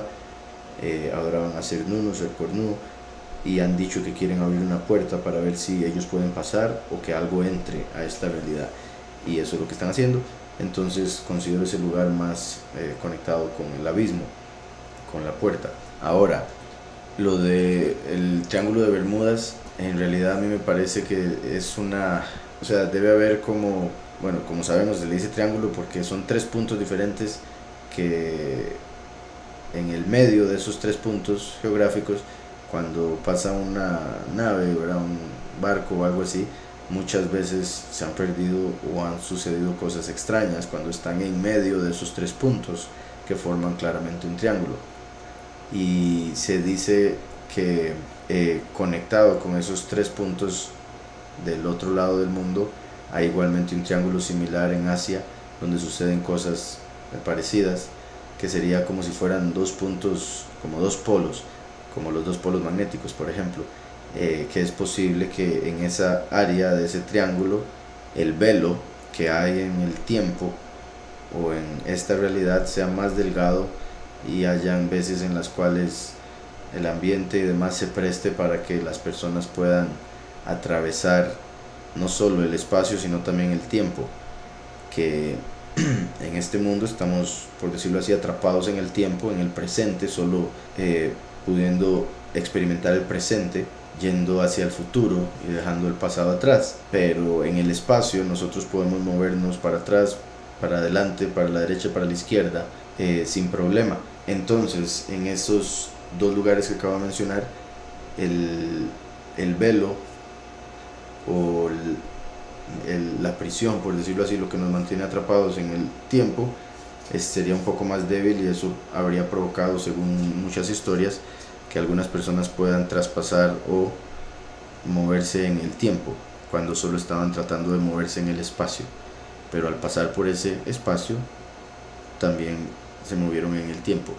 Dice, bendiciones, ¿me puede decir qué significado tiene el báculo asclepio, que es básicamente el símbolo que usan los médicos o en la medicina?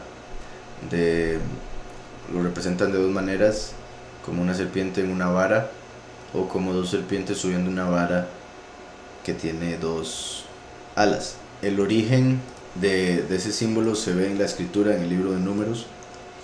Cuando el pueblo de Israel se rebeló, empezó a murmurar y el Todopoderoso envió serpientes que los mordían y los envenenaban, y cuando los mordían empezaban a sentir un ardor, sentían que los quemaba desde adentro. Entonces empezaron a rogar a Moshe que los perdonara y que por favor les quitara la plaga. Entonces Moshe oró por ellos y Yahweh le dijo a Moshe que pusiera una serpiente, hiciera una serpiente de fuego y la pusiera en una vara, y que cuando el pueblo la viese y creyese en el poder de Yahweh, iban a ser sanados de lo que la serpiente les había hecho. La vara representando el madero, la serpiente representando que al ser Yahushua muerto en el madero, la serpiente iba a morir, y por ende el veneno de la serpiente que nos quema, como es la acusación, la condena por el pecado, que es el veneno. Una vez que uno peca, veneno entra en nosotros, que ya nos condena a muerte. Entonces ese veneno que nos condena, una vez que creemos en la muerte de Yahushua que destruye a la serpiente, entonces somos sanados, así como ellos fueron sanados en ese momento. Y Yahweh le dijo que hiciera una serpiente de fuego, Saraf, pero Moshe entendió que el metal que está conectado con el fuego es el bronce. Entonces hizo de bronce, Nehoshet en hebreo, hizo una serpiente, Nahash en hebreo. Nahash tiene valor numérico en hebreo 358. La palabra Mesías, Mashiach, tiene valor numérico 358. Entonces cuando la serpiente mató a Mashiach, se restó a sí misma, porque 358 menos 358 es 0. Entonces cuando Yahushua HaMashiach, el 358, fue asesinado sin haber él cometido pecado, murió la Nahash, serpiente, 358, quien introdujo el pecado a través de Eva. Entonces cuando Moshe, de Eva, que le dio el fruto, y después fue Adán, en realidad, a través de quien entró el pecado, por si algo, ¿verdad? El pecado entró al mundo a través de un hombre, y por eso también tenía que salir a través de un hombre, Yahushua HaMashiach. Entonces, el pueblo, después de ver que Yahweh los sanaba a través de esa señal, esa representación, eventualmente convirtieron ese símbolo en un ídolo, que después Ezequías destruyó y lo llamó Nehushtan, cosa de bronce, que se convirtió en una abominación, un ídolo.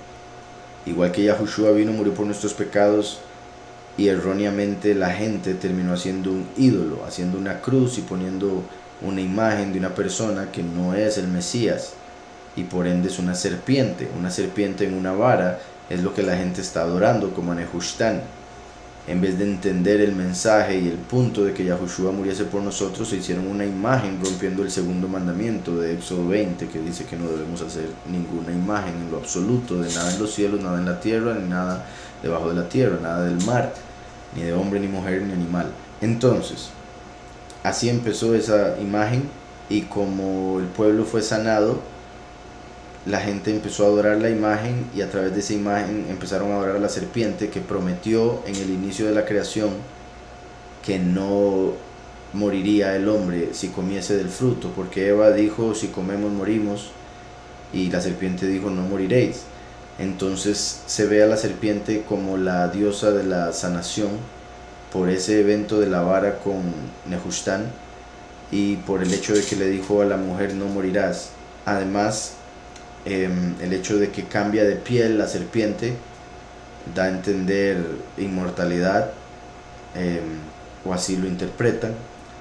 En lo que respecta, ¿verdad?, que como dije ahora, la vara con una serpiente es esa de Nehustán. Y bueno, leo por acá algo que dice: el báculo o vara de Asclepio para los griegos o Esculapio para los romanos. Es un antiguo símbolo asociado con el dios griego Asclepio y con la curación de enfermos mediante medicina. Entonces, dice Grecia y Roma, que fueron imperios que vinieron mucho después de que esto había sucedido con el pueblo de Israel al salir de Egipto en el Éxodo. Entonces, ese mismo dios que empezaron a adorar a través de la serpiente, Nehustán, lo llegaron a llamar los griegos Asclepio, y por eso lo llamaron la vara o el báculo de Asclepio. Igual otros dioses de curación, por ejemplo uno llamado Iasó, que después, y era femenino, una diosa de curación, Iasó, pero en griego los nombres de hombres terminan en us, como sus, como adoración a Zeus, y por ende el nombre del Mesías, Yahushua, que lo cambiaron los judíos a Yehoshua y después a Yeshu y después a Yeshua, los griegos decidieron hacerlo Jesús, porque era us de hombre, y Jesús haciendo honor a Zeus, y una versión de Iasó pero en masculino, el dios de la curación, y Jesús. Entonces volvieron la verdad del Mesías en una mentira del dios de la curación, y por ende ese Jesús o Jesús, que fue como inició y después se hizo la J y quedó Jesús, pero ese Jesús como el dios de la curación de los griegos y romanos en una cruz es entonces Asclepio o Nehustán, la serpiente, en una vara. Bueno, como dice, ¿verdad? Este símbolo es utilizado por organizaciones como la Organización Mundial de la Salud. Qué particular. También he leído cómo hay algunos médicos que practican hechicería y adoran a este falso Elohim, ¿verdad? Este dios, y este dios les da capacidad de hacer operaciones dificilísimas, y dicen que aún sin anestesia. Por otro lado, el símbolo de las dos serpientes yendo por alas se conecta con Mercurio, que es visto como el dios de los pastores, de los ladrones, del comercio. Por ende ese símbolo se conecta con el comercio, y curiosamente, así como el primer símbolo se conecta con el primero, Yahushua, en el sentido positivo, el segundo se conecta con el último. Curiosamente, por eso dos serpientes, como doble porción, como segunda venida. Y lo digo, repito, en el sentido positivo, por el hecho de que principalmente tienen el sentido negativo de los dioses que adoran a través de esos símbolos. Pero como acabo de decir, la serpiente en la asta era una figura que Yahweh dio a través de Moshe para entender que Yahushua moriría en un madero, Mashiach, valor numérico similar, igual al de Nahash, serpiente. Pero el otro son dos serpientes, como si fueran Satanás y Samael, bueno, Samael y Lucifer, tratando de ascender por las alas que perdió la serpiente cuando le dio el fruto a Eva. Bueno, también por el hecho de ser Mercurio se conecta con Azazel, el que se va a manifestar como falso Mesías, el que le van a abrir la puerta que mencioné en la quinta trompeta, y también se conecta con el ADN, las dos serpientes moviéndose así como el hombre está aceptando de la serpiente que a través de, por ejemplo, la vacuna, se modifique el ADN del hombre para que ya no sea de Yahweh, como expliqué ahora, que el nombre de Yahweh está codificado en el ADN del hombre, sino que ahora a través de lo que se está poniendo con la vacuna llegue a cambiar el ADN para que se ponga la serpiente en el ADN como en ese símbolo en vez de Yahweh. Y curiosamente, cuando la serpiente llegó a darle el fruto a Eva, lo que hizo fue comercio con ella, lo que hizo fue convencerla de no aceptar la oferta de Yahweh sino la suya. Espero con eso quede claro. ¿A qué se refiere Yahushua cuando menciona hijo del hombre, a diferencia de la explicación del cristianismo? Pues depende en qué parte lo diga, porque lo dice bastante, pero así, la respuesta en general, que espero sea la que buscaba, es que lo dice en tercera persona porque se está refiriendo en lo más simple a sí mismo, pero lo dice en tercera persona para que el que no entiende lo espiritual, el que no estaba de verdad con él, no iba a entender y iba a pensar que se refería a otra persona, y así se mantenía él humilde o apartado, oculto, en sí su identidad. Pero en el aspecto profético se refiere a la segunda venida, la venida del último, el Hijo del Hombre. Por eso dijo, cuando el Hijo del Hombre se manifieste, hallará fe en el mundo, futuro, tercera persona. La venida del Hijo del Hombre será como los días de Noé y como los días de Lot, futuro, tercera persona.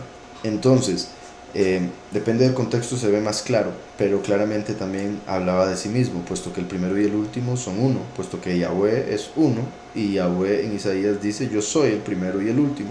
Además de eso, el Mesías, por la profecía que se da en Génesis 3:15, es llamado la semilla de la mujer, porque vino de una virgen. El hombre, Yosef, no puso su semilla en ella. Entonces, aunque obviamente Eva sí vino de Adán, también Eva, pero en este caso Miriam sí vino de Adán, y por ende Yahushua aplica como hijo de hombre.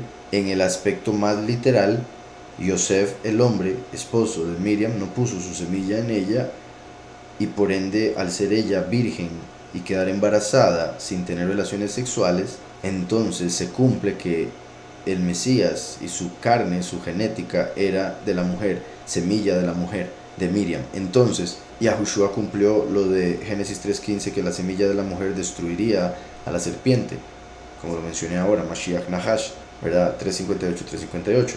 En lo que respecta al Hijo del Hombre, está conectado con Isaías 9, Jeremías 31 y otras partes de la escritura, donde menciona que el último vendría a través de una persona que vendría como hijo pródigo, y por ende con el pecado que arrastramos todos desde Adán, como hijo de hombre. O sea, una relación normal, hombre y mujer. Un hombre sí pone su semilla en una mujer, y de ahí viene un hombre que a través de Yahushua llega a cumplir lo que falta en el fin de los tiempos, como uno de los dos testigos. Entonces, espero con eso quede claro. Me dicen explicar Hebreos 8:7. Vamos a ver, Hebreos 8:7 dice: si aquel primer pacto hubiera sido sin defecto, ciertamente no se habría procurado lugar para el segundo. Entonces, el primer pacto, ahora leímos en otra de las que me pidieron una explicación, de cómo decía que todo lo anterior fue figura, y como fue figura, fue purificado con sacrificios animales, pero era figura de algo celestial, por ende más elevado, y por eso necesitaba sacrificios más elevados, igualmente como el sacrificio de Mashiach y los dos testigos. Entonces hay dos pactos, uno de la carne, otro del espíritu, uno de la letra, otro del espíritu, el antiguo y el nuevo pacto, letra y espíritu. El nuevo pacto lo que hace es darnos el verdadero entendimiento, la comprensión de la Torá. El antiguo pacto fue hecho a través de la carne, por la letra. Entonces, si aquel primer pacto hubiera sido sin defecto, pero como todo en la carne tiene defecto, todo en este mundo tiene defecto, porque este mundo es imperfecto. Como ese primer pacto fue confirmado a través de la carne, hecho en carne y entendido por pura carne, me refiero a la comprensión que se tenía de los mandamientos según la letra, y lo que hizo fue más bien mostrar la falta de entendimiento del ser humano y la maldad que hay en la carne por haber comido el fruto del conocimiento y demás. Entonces no era capaz de justificarnos, de salvarnos, y ese es el defecto, de que por la carne nosotros no podemos salvarnos. Por eso tuvo que venir el Mesías y dar su carne, que es sin pecado, perfecta, y darnos su espíritu, para poder nacer de nuevo, con un nuevo cuerpo y un nuevo espíritu. Entonces, si aquel primer pacto hubiera sido sin defecto, ciertamente no se habría procurado lugar para el segundo.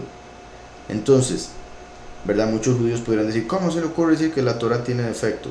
La Torá no tiene defecto, es la interpretación que tienen la que es defectuosa, y por eso se necesitó hacer una renovación del pacto a través de Yahushua, para recibir el espíritu que nos daría la comprensión de ese mismo pacto, como renovar el entendimiento. Por eso se renovó el pacto, como cuando Moshe tuvo que subir 2 veces, ahí ya se había representado que iba a haber un nuevo pacto, porque la primera vez que bajó con las tablas estaban ahí adorando el becerro de oro, no habían entendido nada, entonces quebró las tablas y vamos de nuevo para arriba. 40 días después vuelve a bajar, igual que 40 jubileos han pasado desde que Yahushua se fue. Yahushua vino, dio la verdad y aún así siguen en la mentira. Entonces ahora tiene que volver a manifestarse todo y confirmar el pacto. Entonces, de la misma manera que la Torá no se entendió, entonces Yahushua tuvo que hacer un nuevo pacto. Así como Yahushua vino, hizo un nuevo pacto, ese nuevo pacto no lo aceptaron y siguieron con el becerro de oro, y por eso tiene que venir nuevamente a confirmar ese nuevo pacto.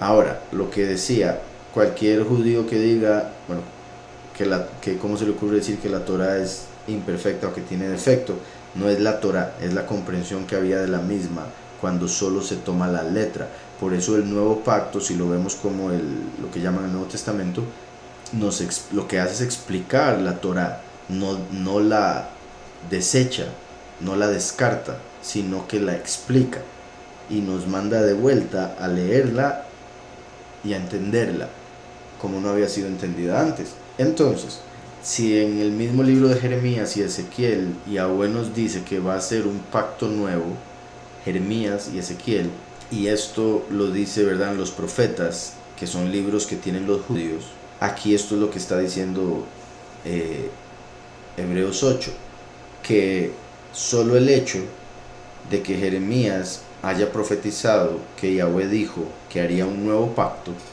con solo decir que habría un nuevo pacto, está diciendo que el antiguo tenía un problema.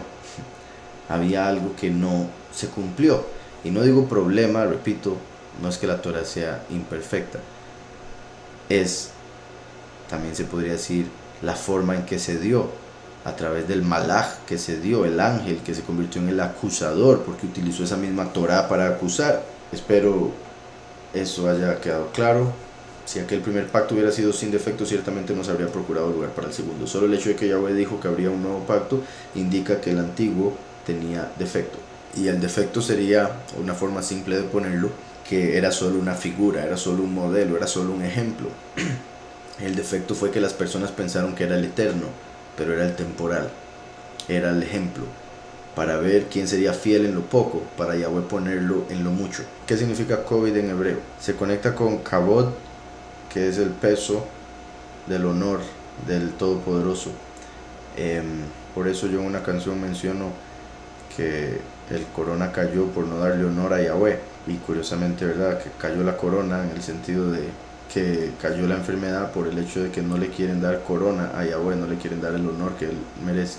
Entonces tanto el nombre corona como el nombre COVID está relacionado con el reino de Yahweh, que se tiene que manifestar, pero que la gente no quiere. Dice por aquí, ¿alguna vez Yahweh se hace llamar Baal? No, pero sí menciona una vez en los profetas que en el futuro lo van a llamar Ishi y ya no lo van a llamar Baal.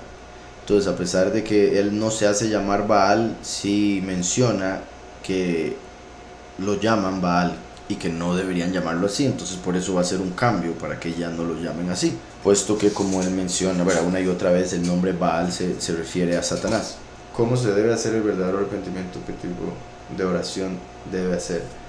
Una oración sincera, una oración de confesión. Entonces se le debe confesar al Padre el pecado que se hizo. Obviamente él ya lo sabe, pero el uno decirlo también le ayuda a uno, como desprenderse de, y él quiere escuchar que uno lo reconoce, ¿verdad? Como un papá que sabe lo que el hijo hizo, pero está esperando que el hijo lo reconozca, porque si se trata de hacer el que no hizo nada, más bien va a provocar más enojo en contra de él.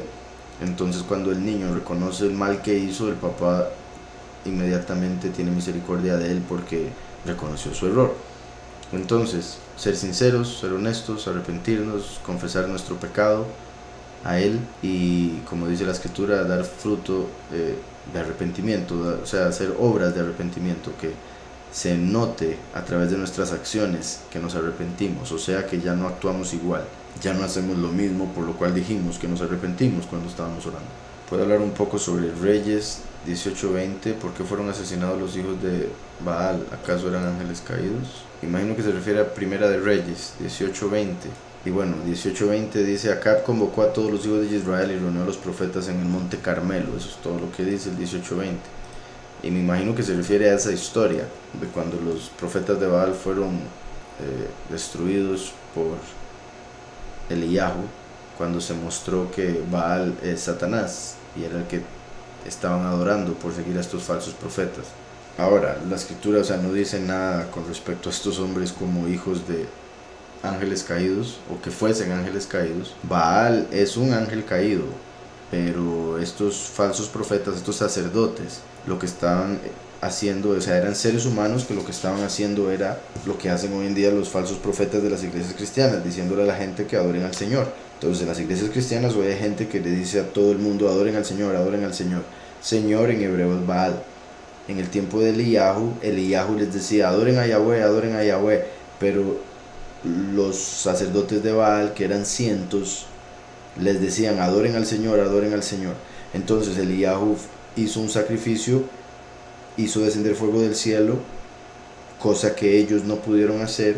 Entonces ahí mostró que Yahweh es el verdadero poderoso y el Señor es el falso. Entonces él dijo: vayan, agarren a todos los sacerdotes de Baal y mátenlos. Pero eran hombres siguiendo al ángel caído. Dice: ¿qué hubiera pasado si Miriam hubiese tocado a Yahushua cuando resucitó y se le presentó y quiso tocarlo? Yahushua le dijo: no me toques, que aún no he ascendido al Padre. Sí, bueno, esto se dice que se debe a una cuestión de traducción. Por eso hay otras traducciones que en vez de decir no me toques es no me agarres o no me... Bueno, el punto es que ella quería colgársele, quería agarrarlo como diciendo: no se me va a ir nunca más usted, ya no se me va a perder, ¿verdad? Como alguien que ama mucho a otra persona y esa otra persona suele irse de viaje. Y en este momento ella le dijo: usted ya no se me va a ir. Ahora, si lo vemos con esta interpretación o esta traducción, el punto es que él se iba a presentar en ese día. O sea, esto sí es una realidad, no solo en esta traducción, en toda traducción, pero me refiero a si fuese el hecho de que no podía ni siquiera tocarlo en lo absoluto, lo cual no considero que sea verdaderamente el punto según la palabra que aparece ahí en el griego. Pero de verlo así, la razón por la que no lo podía tocar es porque en ese día era la fiesta de Bikurim y Yahushua se tenía que presentar ante el Padre completamente apartado, sin que lo tocase nada impuro, y la carne con pecado era suficiente impureza como para que si ella lo tocase le pasase una impureza y él ya no se pudiese presentar completamente sin mancha ante el Padre. Pero obviamente eso sería completamente externo, por eso no lo considero así. Pero por cómo me lo pregunta y por la versión de la traducción que me pone, se lo menciono así. Esa sería la razón por la que él no le hubiese permitido a ella que lo tocara, porque tenía que presentarse ante Yahweh sin haber tocado nada, sin haber sido tocado por nada que pudiese tener alguna impureza en ella. Pero, como decía, como era la fiesta de Bikurim y él tenía que ir al Padre, Yahushua estaba esperando ir al Padre desde, bueno, se podría decir hace 33 años desde ese momento, pero según algunos escritos, por lo que sucedió antes de la creación del hombre en los cielos que fueron creados, Yahushua habría salido del tercer cielo y solo habría podido entrar hasta que murió por nuestros pecados. Por ende, si lo vemos como esos escritos lo indican, Yahushua habría estado esperando volver a entrar al tercer cielo desde hacía unos 4000 años. Entonces estaba, en el buen sentido de la palabra, desesperado por ir al cielo, a la presencia del Padre, puesto que ya podía, ya había ganado al enemigo como para purificarse completamente a través de la obediencia y del sacrificio y poder subir al lugar más alto. Entonces le dijo a Miriam: no me agarre, no me atrase, tengo que ir al Padre y después volveré. Entonces primero fue y se presentó como los primeros frutos, porque era la fiesta de Bikurim. Una vez que cumplió esa fiesta, entonces volvió a descender y ya podía estar en contacto con todos sin problema. Que si lo vemos como si, o sea, si tomamos esta traducción de que no lo tocara, se podría decir como que una vez que ya se presentó al Padre, pues en ese caso recibió una cobertura especial que ya no podría nunca más ser ensuciado por absolutamente nada de este mundo de suciedad. En todo caso, ¿verdad? Sí quiero dejar claro, Yahushua nunca cometió pecado, entonces en lo que respecta al aspecto espiritual, él nunca se ensució y nada lo puede ensuciar. Pero simplemente dije eso por la forma en que se tendría que ver este verso si fuese que la única interpretación o la correcta fuese esta que pusieron por acá. ¿Puede una persona decir soberano a Yahushua y ser del maligno y decir padre a Yahweh o se quemaría? O sea, no podría decirlo. Me refiero, pues dice las escrituras que Satanás se transforma en ángel de luz. O no podría mencionar el nombre Kadosh, Yahweh Yahushua. Sí, entiendo. Por un lado, bueno, verdad, la escritura dice que el espíritu de error, espíritu del anticristo, es el que hace que las personas no puedan confesar que Yahushua es soberano o que Yahushua vino en la carne y murió por nuestros pecados. Ahora, el punto ahí es que las únicas personas que verdaderamente pueden confesar eso de corazón, obviamente son los que verdaderamente lo creen. El espíritu del maligno lo que hace es ir en contra de la verdad y por ende no puede decir que Yahushua vino en la carne, sino que más bien dice lo contrario. Por eso las montones de doctrinas falsas donde dicen que el Mesías, por ejemplo, hay una del Islam que dice que el Mesías y Judas cambiaron de cuerpo, o sea que Judas se empezó a parecer al Mesías y por eso colgaron a Judas y el Mesías se pudo ir. Hay otra teoría de que él en realidad no murió, que después se recuperó de sus heridas en la tumba y se levantó y se fue para Francia con María Magdalena. Entonces hay teorías de teorías que lo que enseñan es que él no murió, porque la Torá enseñó que él tenía que morir por nuestros pecados. Entonces el enemigo dice que él no murió porque si él no murió, entonces no hay pago por nuestros pecados. Si él no vino en carne, no puede pagar por la carne. Y obviamente no le reconoce como soberano porque él quiere ser el soberano. Entonces, en lo que respecta a un ángel, si Satanás se aparece como ángel de luz, digamos, si le aparece un ángel, por más sorprendente que sea, uno le tiene que preguntar si cree que Yahushua es el soberano y que vino en la carne y murió por nuestros pecados. Porque si le dice, no, eso es que no, ustedes no lo entienden, eso es así, asá y asá, eso es una mentira de Satanás que se está haciendo pasar por un ángel muy elevado. Y a lo que me refiero con eso es que pueden haber personas que digan con sus palabras, con sus bocas, Yahushua es el soberano, pero en su corazón no lo crean, a través de sus acciones no se muestre. Y con el tiempo va a quedar claro que en realidad no eran del Padre. Hay algunas personas que están tan alejadas que ni siquiera pueden pronunciarlo. Hay algunas personas que literalmente tratan a veces, o bueno, hay unos que ni siquiera quieren tratar, pero hay algunos que cuando tratan no pueden decir el nombre Yahushua, por ejemplo.